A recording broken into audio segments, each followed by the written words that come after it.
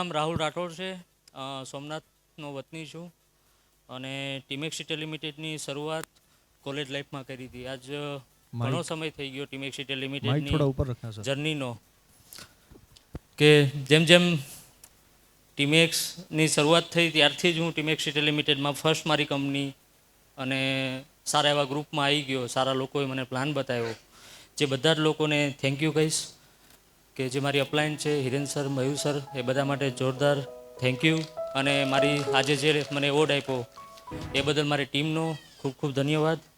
બસ લાસ્ટમાં હું એટલું જ કહીશ કે કોઈ શોર્ટકટ નથી હોતો, સાહેબે જ વાત કરી.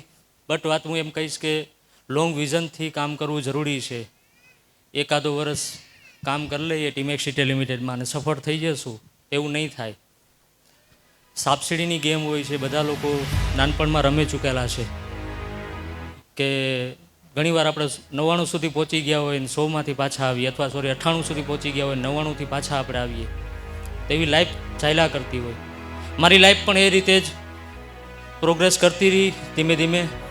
હા, થોડીક એમાં સ્પીડ ઓછી થઈ છે. જે કન્સિસ્ટન્સીવાળી હિરેન સાહેબે જે કીધેલું હતું કે કાચબાની ગતિ જો સસલાની સાથે સંકળાઈને ચાલે ને તો ઘણી બધી આગળ વધી જાય. એ 100% સાચી છે. પણ એ વસ્તુ પણ છે કે ટકવું જરૂરી છે. આ બિઝનેસમાં આ જગ્યાએ ટકવું જરૂરી છે. ટીમેક્સિટી લિમિટેડમાં જો ન ટકીએ તો ક્યાંક ને ક્યાંક આપણે વિખેરાઈ જઈએ છીએ. બસ આ જ વસ્તુને લઈને ટીમેક્સિટી લિમિટેડમાં કામ કરતો રહ્યો. સારી એવી હેલ્ધી ઇન્કમ કરી ચૂક્યો છું. ટીમમાંથી બી ઘણા લોકોના અચીવમેન્ટ આવ્યા છે. આજે હું એવું ન કહી શકું કે મારી એકની કાર આવી છે, મારી બાઇક આવી છે, મેં કંઈક અચીવમેન્ટ કર્યું છે. આજે મારી ટીમમાંથી પણ ઘણા બધા લોકોએ અચીવમેન્ટ કર્યા છે. તો એ બદલ અને આ એવોર્ડ બદલ થેન્ક યુ વેરી મચ. અને એક મિથ હતું જે મારે આજે બધાને કહેવું છે કે ઘણીવાર એવું મેં સાંભળેલું છે જૂના લોકો પાસેથી, અધર નેટવર્કર પાસેથી, કે છોકરો સ્ટડી કરતાં કરતાં પોતાનું એજ્યુકેશન ચાલુ હોય અને સ્ટડી કરતાં કરતાં નેટવર્ક માર્કેટિંગમાં આવે ને તો પોતાનું એજ્યુકેશન છોડી દે છે. તો એ વાત આજે હું ગલત સાબિત કરી દઉં છું. મારું એન્જિનિયરિંગ મારી અપલાઇનના લીધે પૂરું થયું હતું, બાકી થાય એમ જ નહોતું, બધાને ખબર છે. મારું એન્જિનિયરિંગ મારી અપલાઇનના લીધે થયું હતું. મયુર સરને એ લોકો સપોર્ટ ન કરે તે સમયે થીસીસમાં બધીમાં તો ન થાત. તો એન્જિનિયરિંગ મારું એમના લીધે થયું હતું. કારણ કે અપલાઇન બી વાત કરું તો શું કહેવાય, ભાઠો મારે એક મા બાપની જેમ વાતું તો આપણને ટકોરે, બરાબર. સાથે સાથે સમય થયો, થોડા ઘણા સમય મળતો હતો. એક્સટર્નલમાં આપણને વાંચવાનો કીડો હોય, શીખવાનો કંઈક કીડો હોય.